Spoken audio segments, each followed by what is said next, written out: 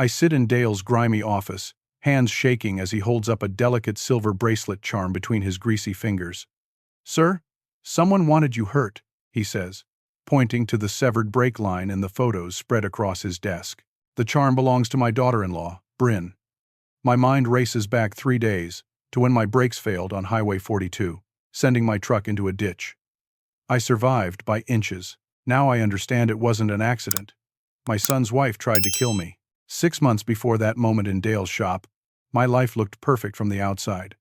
I'm Levi, 67 years old, a widower for 8 years after losing my wife Martha to cancer, the kind that takes you slowly, gives you time to say goodbye but makes every day harder than the last. I live alone in a modest 3-bedroom ranch house in Cedar Falls, Iowa. It's nothing fancy, just a good solid home on 2 acres with a maple tree out front that Martha and I planted 30 years ago. I worked as a high school chemistry teacher for 37 years before retiring 5 years back. Those were good years, watching kids discover that science isn't just formulas and test tubes. It's the world explaining itself if you pay attention.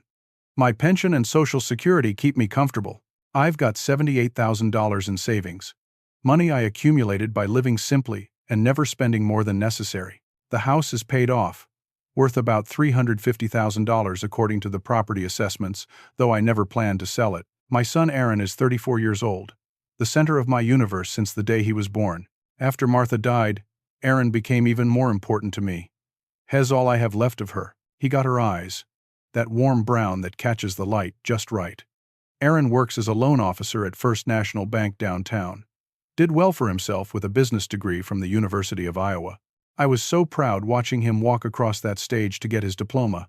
Martha sitting beside me in the audience, already sick but refusing to miss it.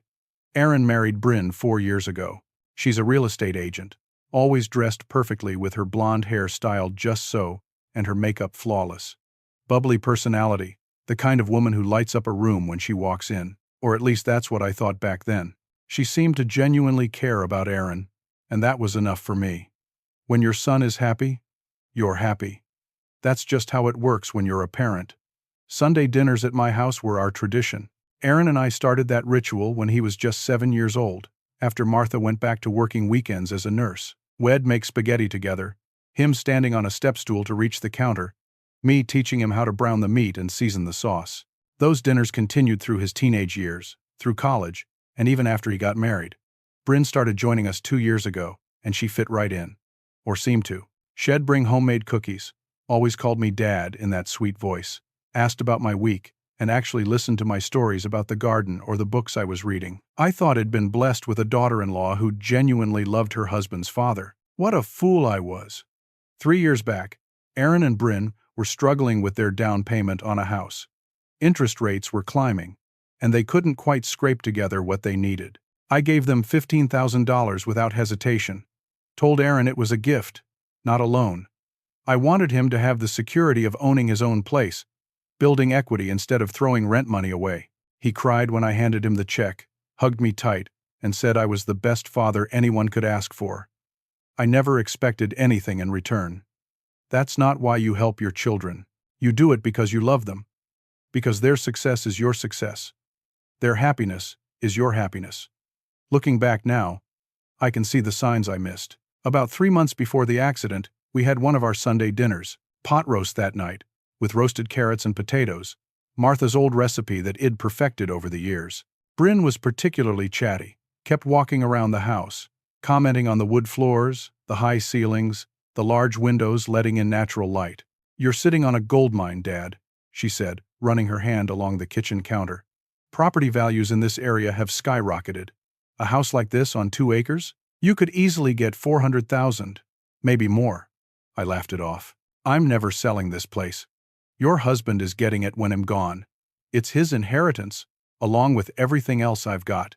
I noticed Bryn's smile falter for just a second, but it happened so fast I convinced myself I'd imagined it. Aaron looked uncomfortable, shifted in his seat, and quickly changed the subject to some basketball game he'd watched. I didn't think much of it at the time. If I had paid attention, really paid attention, maybe I could have prevented everything that came after. 2 weeks before my truck went into that ditch, I did something I'd been putting off for months. I went to see Harold Brennan, my lawyer, to update my will. Harold and I went back 40 years, since before he even passed the bar exam. Good man, thorough, doesn't miss details. I told him I wanted everything crystal clear. When I die, Aaron gets it all.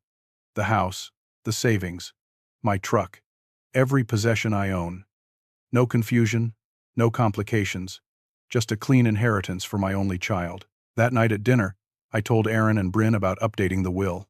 I wanted them to know their future was secure, that I'd taken care of the paperwork so there wouldn't be any legal hassles when my time came. Everything goes to you, son, I said, reaching across the table to squeeze Aaron's hand. The house, the savings, all of it. You're my legacy. Bryn stood up and hugged me tight. Too tight, thinking back on it now. Her arms wrapped around my shoulders like a vice, and when I looked at her face, her eyes weren't warm. They were calculating, measuring, assessing. Aaron seemed uncomfortable, wouldn't meet my gaze, kept pushing food around his plate without eating.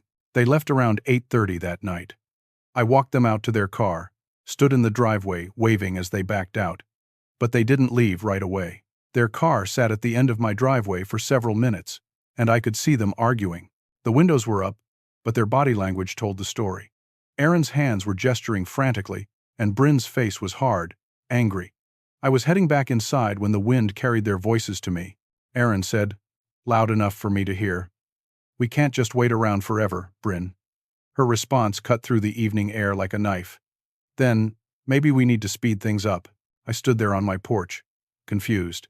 Speed what up? What were they waiting for? I convinced myself it was about something else. Maybe a work promotion Aaron was hoping for, or a house they wanted to buy. I pushed the conversation out of my mind and went to bed. 3 days later, my brakes failed on Highway 42.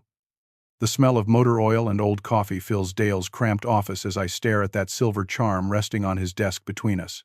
My heart pounds so hard I can hear it in my ears. Dale shifts in his chair, his weathered face creased with concern. He's been working on cars in Cedar Falls for 32 years, and I've known him almost that long, brought my vehicles to him since the day he opened his shop. Levi, I need you to understand what I'm showing you here, Dale says, spreading out the photographs he took of my truck's undercarriage. His thick finger points to a brake line that looks wrong, even to my untrained eye. This line was cut deliberately, not worn through, not corroded, not damaged by road debris. Cut. Someone took a blade or sharp tool and sliced about 3/4 of the way through. My throat feels tight. 3/4. Yeah, that's the thing that makes this so calculated. Dale leans back, his chair squeaking. If they cut it all the way through, your brakes fail immediately, probably right there in your driveway. You'd know something was wrong before you even left your property. But cutting it 3/4 through? That's smart in an evil way. The line holds under normal pressure. You drive around town, everything seems fine. But the moment you really need those brakes, the moment you put serious pressure on that pedal, the line gives way completely. Usually happens on a hill or at high speed. Exactly what happened to you. I think about that drive 3 days ago. Morning sunshine, radio playing classic country, me heading home from the grocery store with a trunk full of food. I was doing maybe 50 miles per hour when I approached the steep hill on Highway 42. I pressed the brake pedal to slow down for the curve at the bottom. Nothing happened. I pressed harder. The pedal went straight to the floor with no resistance. Panic flooded my system. I pumped the pedal frantically, yanked the emergency brake. Nothing worked. My truck picked up speed going down that hill, and the curve at the bottom was coming up fast. I couldn't make that turn at 60 miles per hour. It'd flip, or cross into oncoming traffic, or both. At the last second, I cranked the wheel hard right and aimed for the drainage ditch. Better to crash into dirt and grass than hit another car or a tree at full speed. The impact threw me against the seatbelt so hard I thought my ribs cracked. My head smacked the side window. Everything went blurry and sideways as the truck rolled partway into the ditch, then settled with a sickening crunch of metal. I sat there dazed, tasting blood from where it'd bitten my tongue. A passing driver stopped and called 911. The ambulance came, took me to Cedar Falls Regional. Bruised ribs, mild concussion, cuts and scrapes. The doctor said I was incredibly lucky. Another 10 miles per hour, and I probably would have died on impact. Dale, I say, my voice barely above a whisper. How long would this take? To cut the brake line like that? 15 minutes, maybe 20 if the person was being cautious. You just need to get under the vehicle, find the line, make the cut, and leave. Basic mechanical knowledge helps. But you don't need to be an expert. YouTube videos could teach someone how to do it. I pick up the silver charm, turn it over in my fingers. It's a tiny butterfly, delicate and expensive looking. Bryn wore a bracelet covered in charms like this. I'd seen it on her wrist at every Sunday dinner for the past 2 years. She was constantly adding new charms to it, showing them off, telling stories about where each one came from. This must have snagged on something while she was under there, Dale says. Caught on a bolt or a piece of the frame, popped right off the bracelet. She probably didn't even notice until later. Do you think anyone else knows about this? I ask. Dale shakes his head. Just me. When I saw that cut brake line, I knew something was wrong. Found the charm wedged near the engine block. Put 2 and 2 together. But I haven't told anyone yet. Figured you'd want to handle this your own way. Don't call the police, I say quickly. Not yet. I need time to think. Levi, someone tried to kill you. Your daughter-in-law tried to kill you. You need to report this. And what happens then? Police investigate, arrest Bryn. This becomes public knowledge. My son's wife goes to prison for attempted murder. Aaron's life is destroyed. His career, his reputation, everything. I need to know if he was involved before I make that decision. Dale studies my face for a long moment, then nods slowly. All right, he'll keep quiet for now. But I'm keeping these photos and this charm as evidence. You change your mind, or if something happens to you, this all goes straight to the sheriff. Deal. Deal. I leave Dale's shop in the rental car the insurance company provided while my truck gets repaired. My hands tremble on the steering wheel. The 15-minute drive back to my house feels like hours. My mind keeps replaying that overheard argument. We can't just wait around forever. Then maybe we need to speed things up. Aaron and Bryn visited me in the hospital the day after the accident. I was lying in that uncomfortable bed, ribs aching, head throbbing. When they walked in, Bryn rushed to my side, grabbed my hand, tears streaming down her face. Oh, Dad, we were so worried, she said, her voice breaking. When Aaron got the call that you'd been in an accident, I thought my heart would stop. Thank God you're okay. At the time, I believed her concern was genuine. Now I understand she was checking to see if I'd survived, making sure her plan had failed. Aaron stood at the foot of the bed, pale and silent. He wouldn't meet my eyes. I thought he was just upset about the accident, worried about his old man. I reached out to him, tried to reassure him I was fine, just banged up a little. He mumbled something about being glad I was alive, and then stared at the floor for the rest of the visit. He knew. My son knew what his wife had done, and he came to that hospital to see if I was dead or alive. I pull into my driveway and sit in the car for several minutes, engine off, staring at my house. The home Martha and I built our life in. The place where Aaron learned to ride a bike, where we celebrated Christmases and birthdays, where Martha took her last breath in our bedroom with me holding her hand. Inside, I go straight to my home office and pull out my filing cabinet. I start going through my financial records with new eyes, looking for anything suspicious. It doesn't take long to find it. Twice in the past year, Aaron asked to borrow money. The first time was last March, said he needed $6,000 for a business opportunity that fell through. The second time was in September, another $6,000 for what he called unexpected expenses.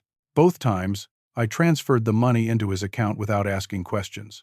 Told him to consider it a gift, not a loan. Don't worry about paying it back, son. That's what family does. $12,000 total. At the time, I thought I was being a good father, helping my son when he needed it. Now I wonder what those business opportunities and unexpected expenses really were. I keep digging through the files. Near the back of the drawer, I find a letter from Evergreen Life Insurance, dated 3 months ago. It's addressed to me, but it's about a phone call they received from Aaron. My son had called the insurance company asking about my policy details. How much was it worth? Who was the beneficiary? What were the payout terms? The policy is modest, just $100,000. Martha and I took it out 20 years ago to make sure there'd be money to cover funeral expenses and leave Aaron something extra. The letter explains that Aaron identified himself as my son and said he was helping his father organize important documents. The insurance company sent this letter to confirm my contact information and make sure I was aware someone had inquired about my policy.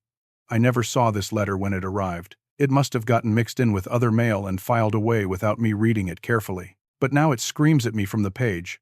Why would Aaron need to know about my life insurance unless he was planning something? I sit at my desk until the sun starts to set, thinking through my options.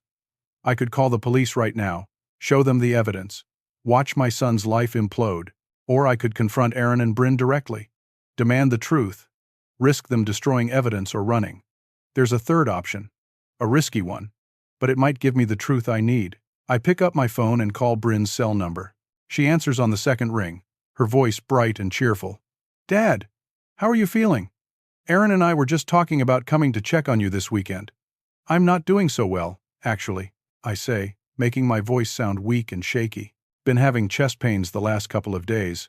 Think it might be my heart." "Oh no. Have you seen a doctor?" "Going tomorrow." "But Bryn, I need to talk to you about something. It's about Aaron. I don't want him to know about this conversation, not yet. Can you come by the house tonight?" Alone. There's a pause. "What's this about?" "Just some family matters I need to discuss with you privately. Woman to woman kind of thing. Or, well, you know what I mean. I need advice about Aaron, and I think you'll understand better than he would." "Of course, Dad. I can be there around 7:30. Are you sure you're okay?" "It'll be fine. Just need to talk through some things." "Thank you, sweetheart." I hang up and immediately start setting up my old camcorder. It's ancient, something Martha and I used to record Aaron's baseball games and school plays. But it still works, and more importantly, it's small enough to hide. I position it on the bookshelf in my living room, tucked behind some hardcover books, with just the lens peeking out. The angle captures the entire couch and coffee table area. I test it twice to make sure it's recording properly, then I sit down to wait. My hands won't stop shaking. I'm about to confront the woman who tried to kill me, and I have no idea what she'll do when she realizes I know the truth. But I need to hear it from her own mouth. I need to understand why. And most importantly, I need to know if my son was part of this. At 7:28, headlights sweep across my front windows. Bryn is right on time. Bryn walks through my front door carrying a ceramic dish covered with aluminum foil. She's wearing jeans and a cream-colored sweater, her blonde hair pulled back in a ponytail. Casual, comfortable, playing the concerned daughter-in-law perfectly. "I brought you a chicken and rice casserole," she says, heading straight to my kitchen. "Aaron's working late tonight. Some loan application deadline. I figured you shouldn't be cooking if you're having chest pains." "That's thoughtful of you," I say, following her. My heart pounds, but I keep my voice steady. The camcorder is recording everything from its hiding spot on the bookshelf. She puts the casserole in my refrigerator, then turns to face me with a concerned expression. "So tell me what's going on. You sounded worried on the phone. Let's sit down." I gesture toward the living room. She follows me to the couch, sits close, takes my hand in hers. Her skin is soft, nails perfectly manicured. These are the hands that cut my brake line. "The doctor mentioned my heart is weakening." I lie. Said I need to start thinking about my future, making arrangements. It got me thinking about this house, about whether I should still be living alone in such a big place. Bryn nods sympathetically. "Aaron and I have worried about that too. This house is a lot for one person to maintain. I've been considering a retirement community. You know, somewhere with staff around in case something happens, activities, meals prepared, that kind of thing. But that would mean selling this house." Her eyes light up slightly. She tries to hide it, but I catch the flicker of interest. "That might not be a bad idea, Dad. You'd be safer, more comfortable, and the house, well, it would sell quickly in this market. I could handle that for you personally, make sure you get top dollar. That's what I wanted to talk to you about." I lean back in my chair, watching her carefully. "What happens to the proceeds from the house, and what about everything else when I'm gone?" "Well, according to your will, Aaron inherits everything, right? The house, your savings, all your possessions. Isn't that what you told us?" "Yes, but I've been reconsidering that." The change in her expression is subtle but unmistakable. Her smile freezes. "Reconsidering. I have some cousins back east. Their kids are getting ready for college. I'm thinking about splitting my estate, give Aaron half, and divide the other half between my cousins' 3 children. That way more family benefits from what Martha and I built. Seems fairer, doesn't it?" Bryn's hand tightens on mine. "Dad." Aaron is your only child, has the one who's been here for you, who visits you every week, who worries about you. Don't you think splitting the inheritance would be unfair to him? But what if something happened to me soon, before I could help those other kids? They need the money now, for education. Aaron has a good job, a stable life. He doesn't need the inheritance as urgently. Actually, Bryn says, her voice getting harder, Aaron needs that inheritance more than you know. We have financial obligations, plans that depend on that money. My stomach turns over. Shay's admitting it. What kind of plans? She catches herself, realizes she's said too much. Pulls her hand back from mine. Just, future plans. Everyone makes plans based on expected inheritances. It's normal. I decide to push harder. Bryn, I need to tell you something. Something the mechanic found when he was examining my truck. Her entire body goes rigid. What? I reach into my pocket and pull out the silver butterfly charm. Set it on the coffee table between us. He found this caught in my engine, right near the brake line. The brake line that was deliberately cut. The color drains from Bryn's face. She stares at the charm, and her hand instinctively goes to her wrist where she usually wears her bracelet. She's not wearing it tonight. Her mouth opens, but no sound comes out. That's yours, isn't it? I ask quietly. For a long moment, she doesn't move. Then something shifts in her expression. The mask of the concerned daughter-in-law disappears completely. What's left is cold, calculating, and frightening. She laughs. It's a bitter, harsh sound that makes my skin crawl. You were supposed to die in that crash, Quick, clean, easy. Insurance payout, inheritance collected. Nobody asks questions because old men have accidents all the time. But you survived. I can barely breathe. Hearing the confession out loud is worse than I imagined. Why, Bryn? Why would you do this? She leans back on the couch, crosses her arms. Because Aaron has gambling debts. $90,000 worth. Underground poker games with very bad people who don't accept late payments. They threatened to break his legs. Then they threatened to kill him. We needed money. Fast. More money than we could earn or borrow legitimately. I would have helped if you'd just asked me. Would you? She snaps. Would you have given us $90,000? No, of course not. You'd have wanted to know why. Wanted Aaron to get treatment. Wanted to control how the money was spent. We didn't need your help. We needed your assets. The house alone would cover the debt completely. Plus your life insurance, your savings, all of it adds up. Enough to pay off the loan sharks and have money left over to start fresh. My hands shake with rage and heartbreak. You tried to murder me for money. I tried to save my husband's life. Those loan sharks weren't bluffing. Levi.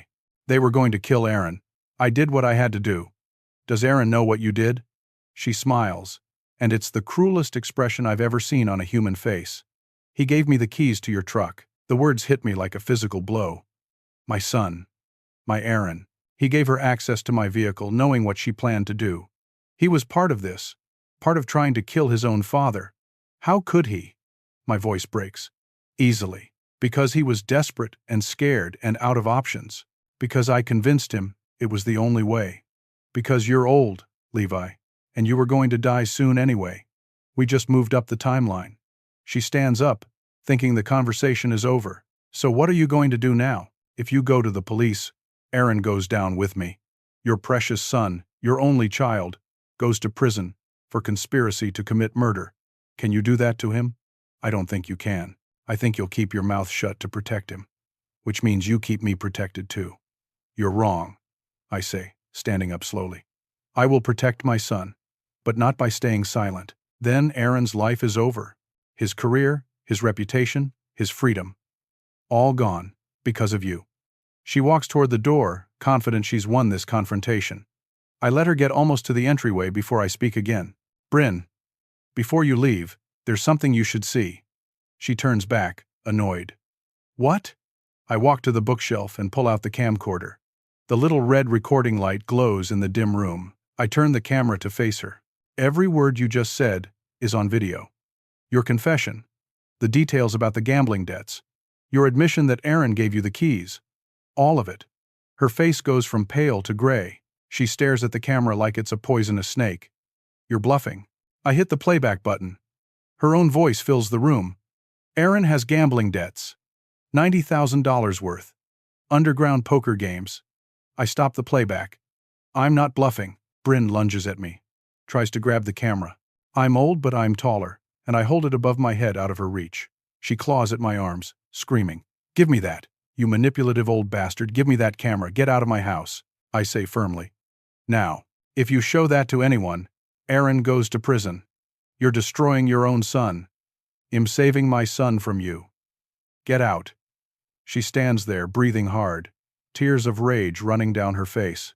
"I'll tell Aaron you're betraying him. I'll make sure he knows you chose yourself over your own child. Tell him whatever you want. Just leave." She storms toward the door, yanks it open so hard it bangs against the wall. That's when Aaron walks in. He freezes in the doorway, looking at his wife's furious, tear-stained face, then at me holding the camcorder, then back at Bryn. "What's going on?" Nobody speaks. The silence stretches out, heavy and suffocating. Aaron's eyes move to the coffee table where the silver butterfly charm still sits. His face goes pale. "Dad." His voice is small, frightened. "Why do you have Bryn's charm?" I look at my son, really look at him, and see the guilt written all over his face. He knows exactly why I have that charm. He knows what it means. "Tell me she's lying," I say, my voice breaking. "Tell me you didn't know what she was planning. Tell me you didn't give her the keys to my truck." Aaron's silence is deafening. Tears stream down his face. His mouth opens and closes, but no sound comes out. He can't say the words, can't form the lie. Instead, he collapses onto my couch and buries his face in his hands. "I'm so sorry, Dad," he sobs. "I was desperate. I never thought you'd survive. I prayed you wouldn't suffer, that it would be quick. I'm so sorry." The last piece of my heart that was still holding out hope shatters completely. My son wished for my death. My boy, the child I raised, the person I loved more than anyone else in this world, prayed I would die quickly. I stand there holding the camcorder, looking at Aaron crying on my couch, and Bryn standing defiant in my doorway. And I realize my family is gone. Whatever we were, whatever we had, it's been destroyed by greed and desperation and betrayal. Nothing will ever be the same. The three of us sit in my living room like strangers. Aaron is on the couch, his face buried in his hands, shoulders shaking with sobs. Bryn stands near the door, arms crossed, her earlier confidence replaced with nervous energy. I'm in my recliner, the camcorder sitting on the side table next to me, still recording. "How did it start?" I ask quietly. "The gambling." Aaron looks up at me with red, swollen eyes. 2 years ago. There was a banking conference in Las Vegas. Some of the other loan officers invited me to a casino after the seminars. "Just for fun," they said. "I won $3,000 my first night at the blackjack table." He wipes his face with his sleeve, continues in a broken voice. "It felt incredible, Dad. Like I was smart, skilled, not just lucky. I started going to the casino in Des Moines on weekends. Won some, lost some, but mostly won at first. Then I found the underground games through someone at work. High stakes, serious players. The rush was like nothing I'd ever felt." "When did you start losing?" I ask. "About a year ago. Lost $5,000 in one night. Told myself I'd win it back. Instead, I lost another $8,000 the next week. I kept chasing the losses, kept thinking the next hand would be the one that turned it all around. By 6 months ago, I owed $40,000. Why didn't you come to me?" I was ashamed. Aaron's voice cracks. "You raised me better than this. You taught me responsibility, discipline, how to make smart choices. And here I was, 34 years old, acting like an idiot kid who couldn't control himself. How could I tell you I'd thrown away tens of thousands of dollars on cards?" Bryn speaks up from the doorway. "The loan sharks started showing up at the bank 3 months ago. They weren't subtle about their threats. Told Aaron they'd break his knees, showed him pictures of what they do to people who don't pay. So you decided to kill me." I look at Bryn. "That was your solution." "I researched everything," she says, and there's no remorse in her voice. "How to make it look like an accident, how to disable brakes, where to do it to ensure maximum damage. I watched videos, read articles. It took me 2 weeks to build up the courage. Courage. I can't keep the disgust out of my voice. "You mean 2 weeks to rationalize murdering your husband's father? We didn't have a choice. You always have a choice. You could have gone to the police, reported the extortion. You could have filed for bankruptcy. You could have come to me and told me the truth. Instead, You chose murder. Aaron looks at me. Desperation in his eyes. Dad, you don't understand what these people are like. They would have killed me. Not maybe. Not possibly. They would have killed me. Bryn was trying to save my life. By taking mine. I stand up, pacing now. Aaron, you're my son. If you had told me loan sharks were threatening to kill you, I would have sold this house myself. I would have emptied my savings, cashed in my life insurance policy, done whatever it took to protect you. Instead, you and your wife decided I should die so you could inherit the money more conveniently. The words hang in the air like poison gas. Aaron flinches as if I've hit him. What was your role? I ask him directly. Did you cut the brake line? No, he whispers. I couldn't. I stayed home that night. Bryn took my key to your truck. She drove over here at 2 a.m. while you were asleep. She did it in 20 minutes, then came home. I sat in our living room the whole time feeling sick, but I didn't stop her. And after, when you came to the hospital, I was relieved you were alive, and terrified, because I knew the debt was still there, and Wed failed, and I'd have to face you knowing what Wed tried to do. Bryn finally moves away from the door, sits on the arm of the couch. The loan sharks gave us a final deadline, 2 weeks from tomorrow. If we don't pay the $97,000 we owe, including interest, they'll kill Aaron. Not hurt him. Kill him. $97,000 now, I ask. Interest compounds every week. It was 90 when we started planning. We're up to 97, and it'll be over 100 soon. I look at my son, really look at him, and see someone I don't recognize. His face is haggard, eyes hollow with fear and shame. Hess lost weight. His hands shake. This isn't the confident young man who graduated with honors and talked about his dreams of helping families buy homes. This is someone broken by addiction and terrible choices. I should call the police right now, I say. You both deserve to go to prison for this. I know, Aaron says quietly. I deserve whatever happens to me. But if I send you to prison, the loan sharks will still be out there. They have connections. You'd be vulnerable. I've thought about that, Aaron says. Part of me thinks maybe prison would be safer than what they'll do to me if I don't pay. I walk to the window, look out at the darkness covering my front yard. Martha and I planted flowers along the walkway 25 years ago. Every spring they come back, faithful and beautiful. She loved those flowers. What would she think of her son now? What would she think of me, standing here trying to decide whether to save him or turn him in? Tell me about the loan sharks, I say, not turning around. Who are they? How does this work? Aaron takes a shaky breath. The main guy is Garrett Stone. Runs an underground gambling operation out of a restaurant supply warehouse on Industrial Boulevard. Has got 6 or 7 enforcers. They're not stupid, Dad. They keep everything off the books, no paper trail, all cash. The police have never been able to touch them. How much do you owe him specifically? All $97,000. Hez, the one who extended me the credit in the first place, said he liked my face, thought I was good for it. Now he says I disrespected him by not paying on time. I turn back to face them. I'm going to tell you something I haven't told anyone. When Martha died, her life insurance paid out $200,000. I invested most of it carefully. Between that investment account and my other savings, I have $130,000 accessible right now. Aaron's eyes widen. I thought you only had $78,000. I kept the investment separate, didn't want to touch it unless absolutely necessary. I was saving it for emergencies or to leave you after I died naturally. Bryn straightens up. That's enough to pay Stone and have money left over. Yes, it is. And I'm going to make you an offer, but understand this is not forgiveness. This is me, trying to keep my son alive long enough to face real consequences for his actions. What offer? Aaron asks. I'll pay your debt. All of it. But you have to agree to 3 non-negotiable conditions. Break any one of them and the deal is off. Anything, Aaron says. First, you enter treatment for gambling addiction immediately. Not next week, not next month. Tomorrow. Inpatient, at least 30 days, whatever the program recommends. Okay. Aaron nods. Yes, I'll do it. Second, you divorce Bryn. Hello. I'm delighted to assist you with our voice services. Choose a voice that resonates with you, and let's begin our creative audio journey together. Bryn's face goes through a series of emotions. Shock, hurt, rage, calculation. Then something hardens in her expression. Fine.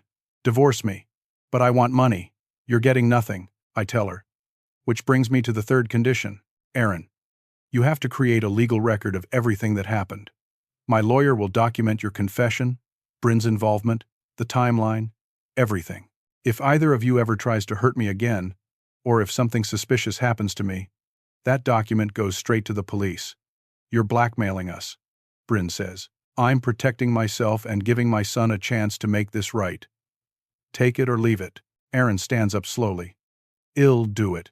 All of it. Treatment, divorce, legal documentation. Just please, Dad, help me with the debt. I don't want to die. I look at my son and feel a complicated mix of love, rage, disappointment, and desperate hope that he can still be saved. Okay. But understand this changes everything between us. I don't trust you anymore. That trust has to be earned back, and it might take years. Maybe forever. I understand, Aaron whispers. Get out of my house, both of you. I need to think about how to handle this Stone situation. Come back tomorrow at 10 in the morning. We'll figure out the logistics then. Bryn grabs her purse and storms out without another word. Aaron stands there for a moment, looking like he wants to say something. Finally, he just whispers, I'm sorry, Dad, and follows his wife out. I lock the door behind them and sink into my chair. The camcorder is still recording. I stop it, rewind, watch parts of the conversation. The evidence is clear and damning. Attempted murder, conspiracy, extortion by loan sharks, all of it documented. But I'm not taking this to the police. Not yet. Because there's another option. One that just occurred to me while Aaron was talking about Garrett Stone and his untouchable gambling operation. I pick up my phone and dial a number I haven't called in 3 years. It rings 4 times before a gruff voice answers. Raymond Foster. Ray, it's Levi. I need your help with something. Are you still in contact with your old colleagues at the FBI? There's a pause. Levi? What kind of trouble are you in? The kind that involves underground gambling, extortion, and attempted murder. How soon can you come over? Give me 30 minutes. I hang up and sit in the darkness of my living room, thinking about how my perfect family fell apart and how I'm about to either save my son or destroy him completely. Maybe both. Raymond Foster arrives at 10:15 that night. He's 71 years old, retired from the FBI 6 years ago after a 30-year career investigating organized crime. Ray and I taught together for 3 years before he left education to join law enforcement. We've stayed friends ever since, though we don't see each other as often as we should. He's tall, still fit despite his age, with white hair and sharp eyes that miss nothing. I let him in and immediately hand him the camcorder. Watch the last hour of recording. All of it. Ray sits on my couch and watches in silence. I see his expression change as he listens to Bryn's confession, Aaron's involvement, the details about Garrett Stone. When the recording ends, he sets the camera down carefully and looks at me with a mixture of concern and professional interest. Your son and his wife tried to kill you, he says flatly. Yes. You have a clear case for attempted murder charges. Why am I here instead of the Cedar Falls police? I explain my plan, pay off Aaron's debt, get him into treatment, but also use this situation to bring down Stone's operation. Ray listens without interrupting, his fingers steepled under his chin. When I finish, he's quiet for a long moment. Then he says, Garrett Stone is a name I know. We've tried to build cases against him twice. Both times, witnesses disappeared or recanted. He's careful, connected, and dangerous. But Aaron has inside knowledge. He's been part of the operation for 2 years. He knows how it works, who's involved, where they operate. Aaron is also compromised. He participated in attempted murder, so his credibility is questionable. But, Ray leans forward, if he's willing to wear a wire, provide detailed testimony, and testify if it goes to trial, the Bureau might be very interested. What would that mean for Aaron? Depends on what he delivers and how much the Bureau values it. Best case scenario, they offer him immunity in exchange for cooperation. Worst case, reduced charges, possible probation instead of prison time. But Levi, understand this.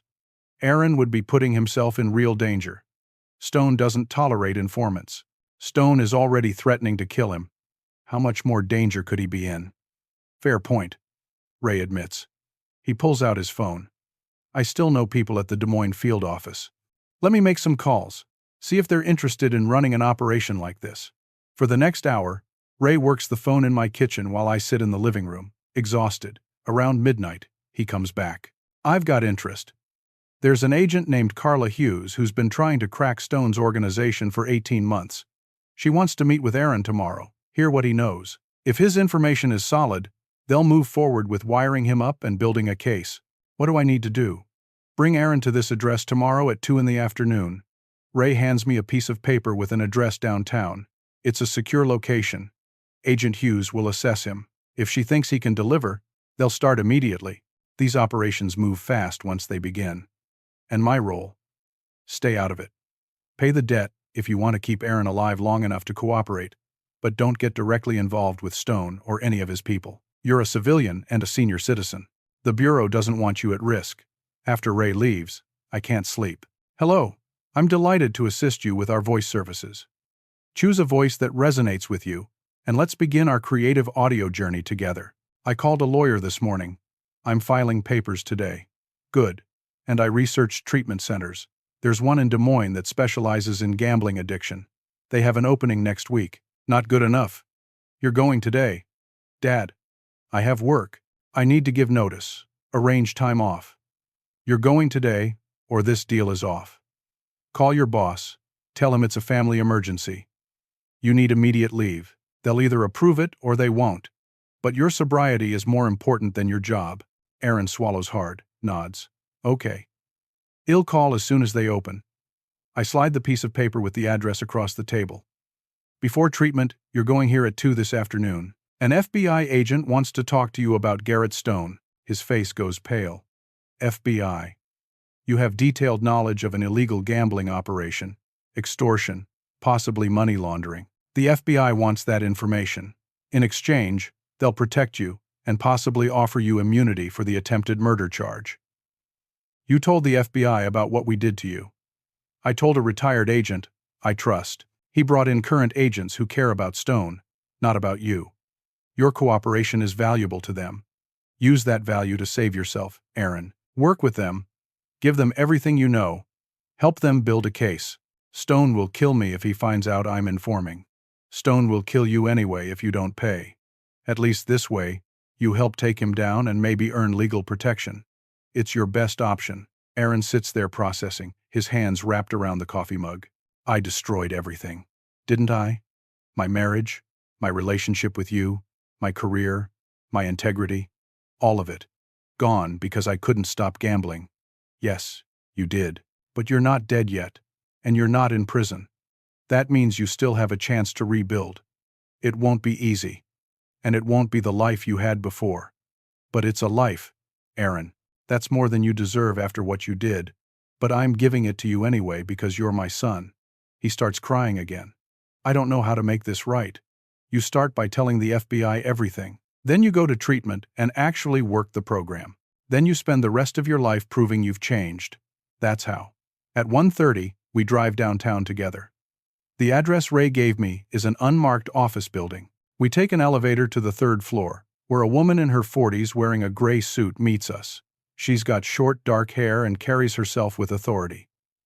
I'm Agent Carla Hughes. You must be Aaron. She shakes his hand. Then mine. Mr. Levi, thank you for bringing him. If you'll wait here, I need to speak with Aaron privately.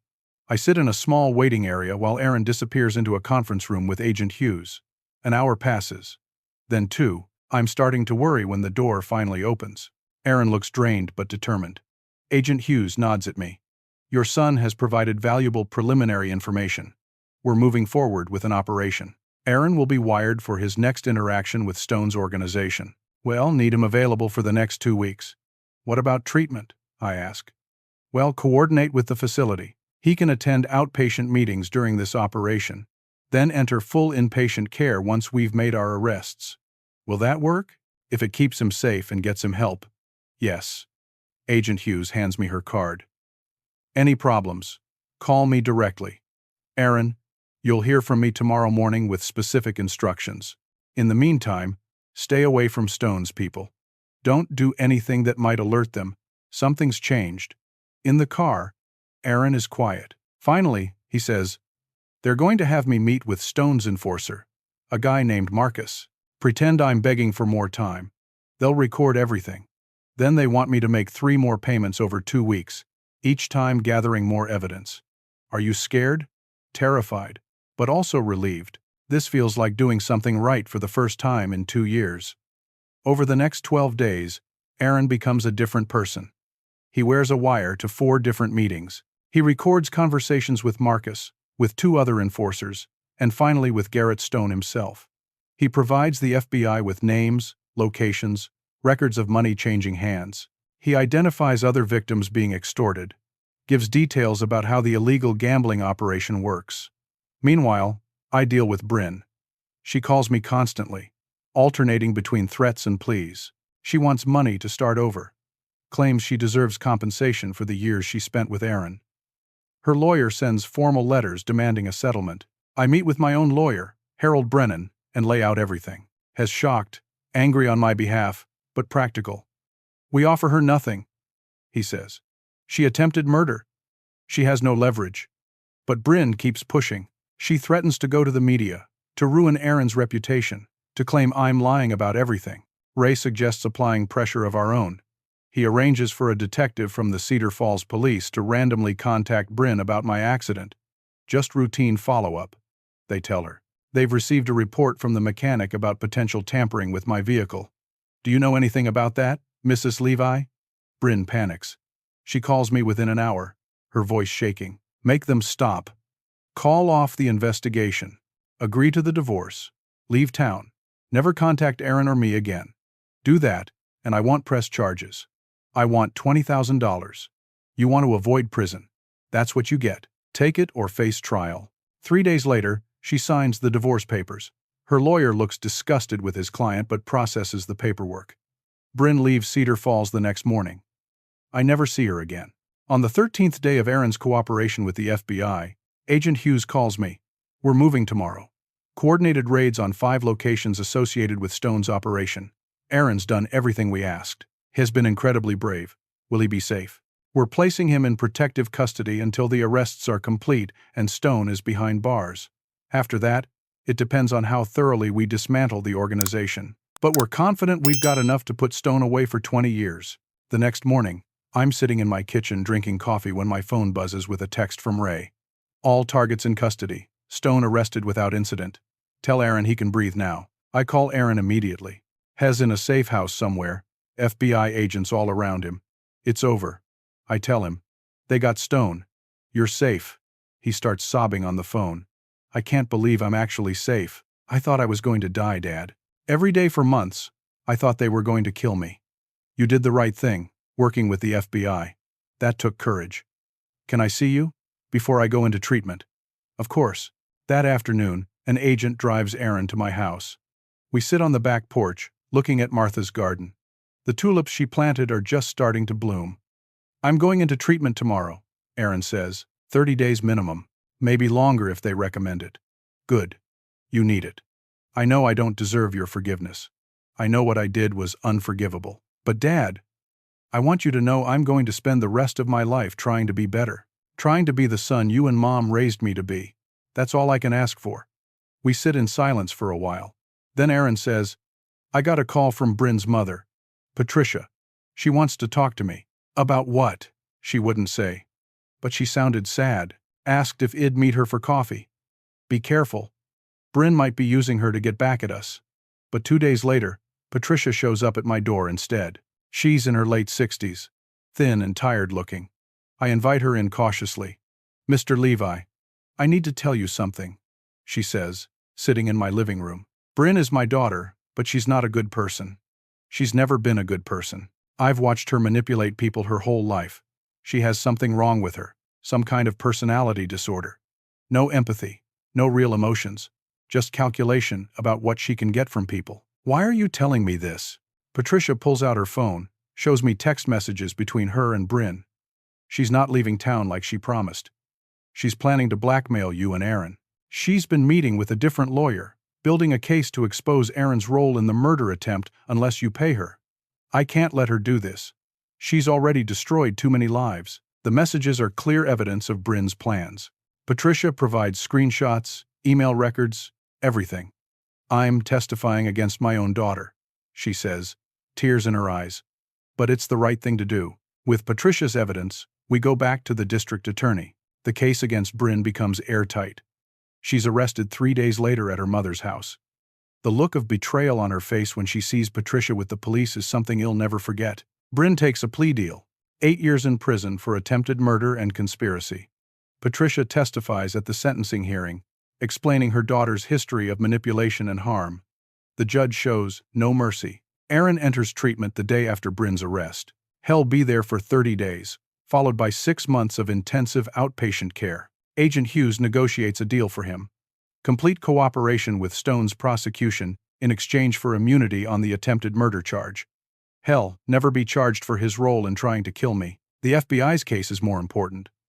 I'm not sure how I feel about that.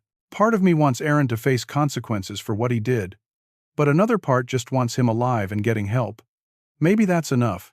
The next 6 months reshape everything. Aaron completes his inpatient treatment, and I visit him twice a week. The facility is clean and modern, full of people fighting their own demons with addiction. Aaron participates fully in the program, attending group therapy, individual counseling, and 12-step meetings. He writes me long letters between visits, processing everything that happened, taking responsibility without making excuses. I became someone I didn't recognize, he writes in one letter. The gambling gave me a rush that made me feel alive, but it was a fake feeling. It wasn't real accomplishment or real joy. It was just chemicals in my brain lying to me. I chased that lie until I was willing to let my own father die for it. I'll never forgive myself for that, Dad. Never. I write back, forgiveness isn't about forgetting or saying what you did was okay. It's about choosing not to let the past poison the future. I'm working on forgiving you, Aaron. But it's a process, and it's going to take time. The trial for Garrett Stone happens in late summer. Aaron testifies for 3 days, laying out the entire gambling operation in meticulous detail. Stone's lawyers try to discredit him, calling him a liar and a failed murderer, but Aaron holds firm. The recordings from his wire are damning. Stone is convicted on 17 counts, including illegal gambling, racketeering, extortion, and money laundering. He gets 23 years in federal prison. 12 of his associates also go down. The FBI dismantles the entire operation, freeing dozens of victims from crushing debts and constant threats. Agent Hughes tells me it's one of the most successful organized crime cases in Iowa's history. Aaron's debt to Stone is legally erased as part of the prosecution. I never have to pay the $97,000. My savings remain intact, all $130,000 sitting in my accounts. I think long and hard about what to do with that money. It was supposed to be Aaron's inheritance, but giving it to him now feels wrong. He needs to rebuild his life through his own effort, not through my money. So, I decide to do something Martha would have loved. I established the Martha Levi Memorial Scholarship Fund at Cedar Falls High School, my old school, where I taught chemistry for 37 years. The scholarship is specifically for students who've struggled with addiction, whether their own or a family member's, and who want to turn their lives around through education. I fund it with $50,000, enough to provide 2 scholarships of $5,000 each year for several years. The school holds a small ceremony to announce the fund. Several of my former students attend, now adults themselves. They share stories about how Martha and I impacted their lives, how we believed in kids others had written off.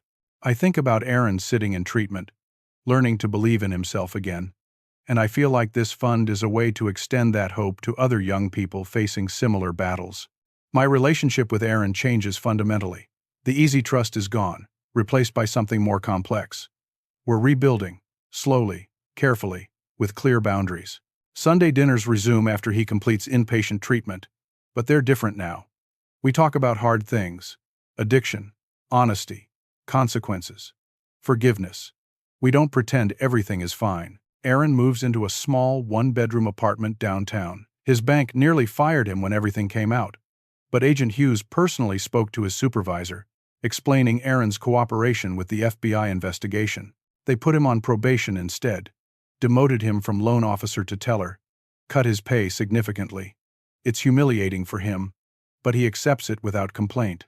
He needs to prove himself again, earn back trust, one transaction at a time. He attends Gamblers Anonymous meetings 3 times a week, gets a sponsor, a 60-year-old former accountant named Frank, who lost his career and family to sports betting 20 years ago. Frank is tough on Aaron, doesn't let him make excuses or feel sorry for himself. I like Frank immediately. Aaron starts dating again, in month 5 of his recovery. Her name is Claire, a 4th-grade teacher at Lincoln Elementary. They meet at a coffee shop where they both stop on their way to work. She's kind, smart, has no patience for dishonesty. When Aaron tells her about his addiction and what he did, she nearly walks away. But she gives him a chance, slowly, carefully. They take it extremely slow. I meet Claire for the first time in early October. Aaron brings her to Sunday dinner, and she's visibly nervous. She's 31, with red hair and freckles, wearing a simple blue dress. She asks intelligent questions about my teaching career, about Martha, about life in Cedar Falls. She doesn't pretend what Aaron did wasn't serious. When we have a moment alone in the kitchen while Aaron sets the table, she says quietly, "I know what he did to you. I know he doesn't deserve a second chance. But I see him working so hard to be better. I wanted you to know I won't let him slide backward. I appreciate that." I tell her, he needs people who will hold him accountable. Meanwhile, Patricia becomes an unexpected presence in my life. She visits once a month, bringing cookies or bread she's baked. We talk about our children, about the pain of loving someone who's hurt people, about the complexity of family. She attends Bryn's parole hearings, testifying each time about why her daughter shouldn't be released early. Bryn won't be eligible for parole for at least 6 years. I failed her somehow, Patricia says one afternoon on my porch. I don't know if it was genetics or how I raised her or both, but she became someone capable of terrible things, and I didn't see it until too late. You saw it in time to stop her from hurting more people, I say. That took courage. It took betraying my own daughter. It took choosing truth over loyalty. That's not betrayal. That's integrity. Patricia and I develop a genuine friendship. She starts joining us for Sunday dinners occasionally. Aaron struggles with it at first, seeing his ex-mother-in-law at his father's table, but eventually, he comes to appreciate her presence. She's become family in an unexpected way. 6 months after Aaron enters treatment, I'm sitting on my porch one evening watching the sunset. The maple tree Martha and I planted is ablaze with autumn color. I think about how close I came to dying in that ditch on Highway 42. How close I came to losing my son completely, not to death but to addiction and prison and destroyed potential. I think about the camcorder hidden in my bookshelf, recording Bryn's confession, about Dale finding that silver butterfly charm in my engine, about the choice I made to help Aaron instead of simply turning him over to the police. Was it the right choice? I still don't know. Maybe there was no right choice, just different versions of difficult. But Aaron is alive. Hez getting help. Hez facing his demons instead of running from them. That has to count for something. My phone buzzes with a text from Aaron. 6 months clean today. Thank you for not giving up on me. I text back. 1 day at a time. Proud of you. That night, I dream about Martha. She's sitting in her garden, wearing her old gardening gloves, dirt on her knees. She looks up at me and smiles. "You did good, Levi," she says. "Our boy is going to be okay." I wake up with tears on my face and a strange sense of peace. It's been 10 months since Dale showed me that silver charm and told me someone had tried to kill me. 10 months since my world fell apart and I had to decide whether to save my son or let justice take its natural course. Today, Aaron is standing in my kitchen cooking Sunday dinner. It's his turn this week, and he's making Martha's pot roast, the one he used to love as a kid. Claire is here too, setting the table, laughing at something Aaron said. Patricia is in the living room, looking at old photo albums I pulled out from the closet. The doorbell rings. I answer it to find Frank, Aaron's sponsor from Gamblers Anonymous. Aaron invited him to join us, and Frank brought his wife, Susan. We're becoming a strange little family, formed not through blood but through survival and shared commitment to healing. We eat dinner together, 7 of us around my table that usually seats 4. We squeeze in, pass dishes, tell stories. Frank talks about his granddaughter's soccer tournament. Claire describes a student who finally learned to read after struggling all year. Patricia shares a recipe she wants to try. Susan talks about her volunteer work at the food bank. Aaron is quiet mostly, listening, occasionally adding to the conversation. But he's present in a way he wasn't before, genuinely engaged instead of thinking about the next poker game or the next bet. After dinner, Aaron and I do the dishes side by side. It's our routine now, has been since he was 7 years old. He washes, I dry. I got a call from my bank this week, he says, scrubbing a pot. They're promoting me back to loan officer. Probationary period is over. That's wonderful, Aaron. I almost cried when my boss told me. Felt like someone was giving me my life back. You gave yourself your life back. You did the work. He hands me the pot to dry. Dad, I need to say something, and I need you to really hear it. I stop drying. Look at him. I'm listening. I know I don't deserve your forgiveness. I know what I did was evil. I participated in planning your murder because I was desperate and selfish and broken. But I want you to know, I'm grateful every single day that you survived. Not just because it means I'm not in prison, but because it means you're still here. I get to see you, talk to you, try to earn back even a tiny piece of your respect. Hello. I'm delighted to assist you with our voice services. Choose a voice that resonates with you, and let's begin our creative audio journey together.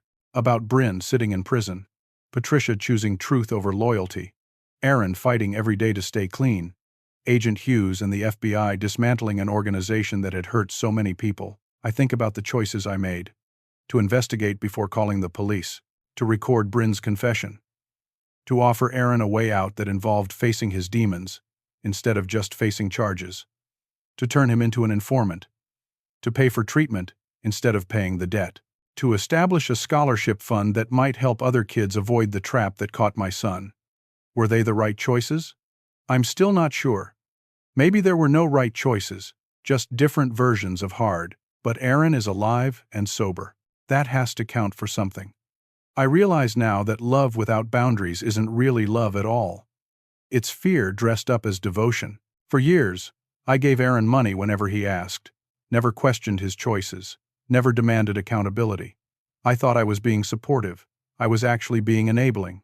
Real love is harder. Real love says, I see you destroying yourself and I won't participate in that destruction. Real love holds people accountable, while still offering hope for redemption. Real love sometimes means letting people face consequences, because consequences teach lessons that comfort never can. But real love also means fighting for someone when they're ready to fight for themselves. It means standing beside them in treatment, showing up for Sunday dinners, helping them rebuild one small piece at a time. It means believing people can change, even when the evidence suggests otherwise. The screen door opens and Aaron steps out.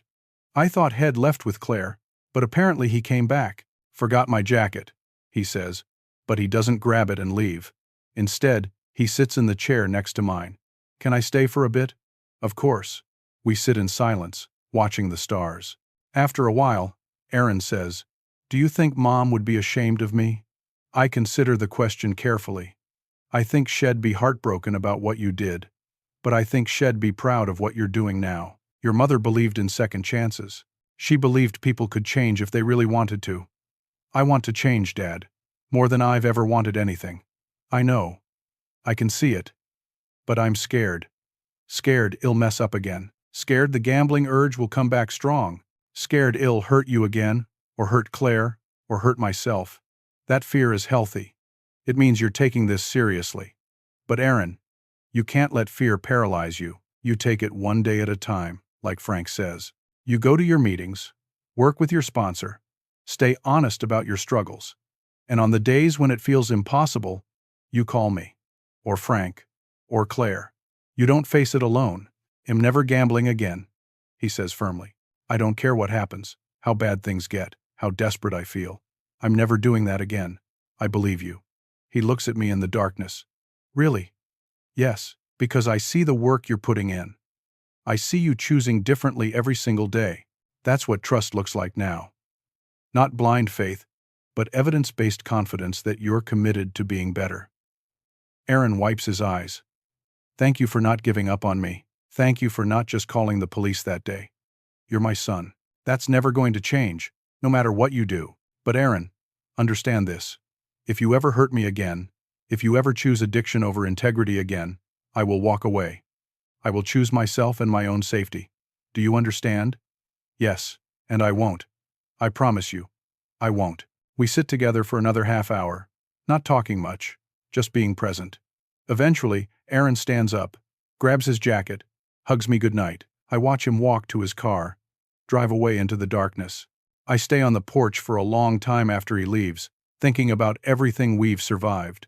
The betrayal, The fear, the choice to fight back instead of surrender, the decision to document the truth, to use it as leverage, to force accountability while offering grace.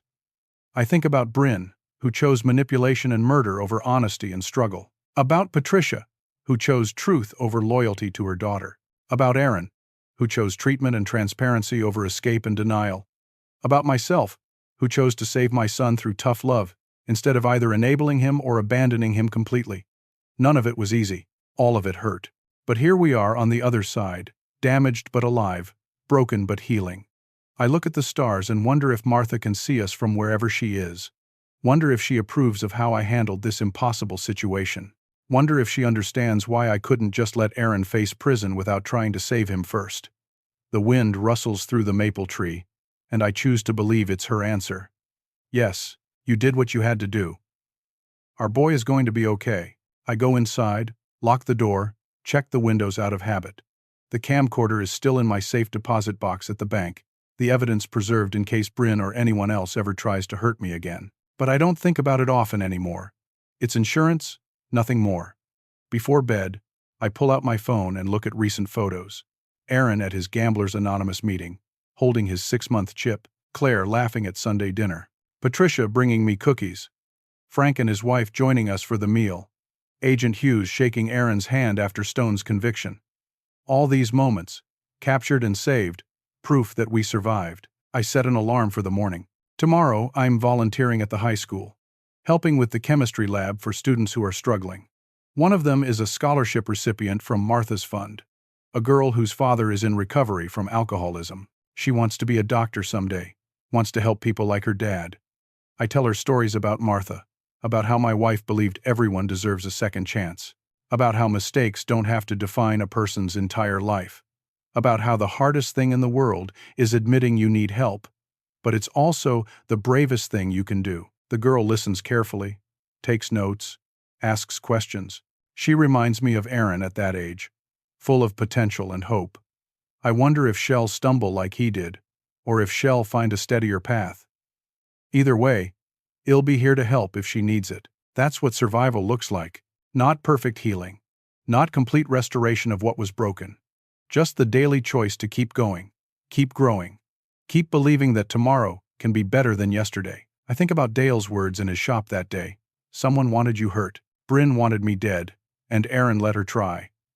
But I'm still here. My truck has new brake lines, stronger than the originals. My relationship with Aaron has new boundaries, healthier than before. My life has new purpose, focused on helping others avoid the traps that caught my family. The person who wanted me hurt failed, not because I was lucky, but because I fought back. I documented the truth, leveraged the evidence, forced accountability, and demanded change. I saved my son not by protecting him from consequences, but by insisting he face them with support instead of alone. That's the lesson I've learned through all of this. You can't save people from themselves. You can only support their decision to save themselves. The difference between enabling and helping is whether you're preventing consequences or walking beside someone as they face those consequences and grow from them. Aaron chose to save himself when I gave him that option. He could have refused treatment, stayed married to Bryn, kept gambling, kept lying, but he didn't. He chose the harder path of honesty and recovery.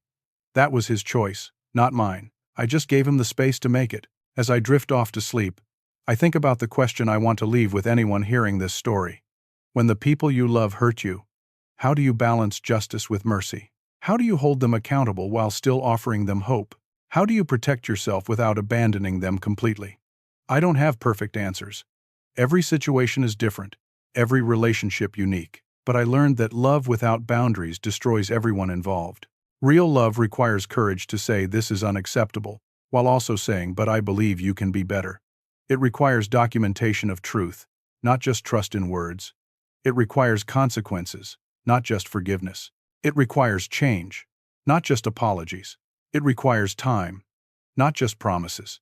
Most importantly, it requires choosing yourself sometimes, even when that means letting someone you love face the full weight of their choices. I survived because I chose myself. I chose to investigate, to gather evidence, to protect myself before trying to save Aaron. If I'd just forgiven him immediately, tried to fix everything with my money and my love, nothing would have changed. Bryn would still be dangerous. Aaron would still be gambling. And I'd probably be dead by now, having trusted too much and verified too little. Trust has to be earned, especially after it's been shattered. Aaron is earning it back slowly, one clean day at a time, one honest conversation at a time, one kept promise at a time. Maybe in a few years, we'll have something that looks like the relationship we used to have.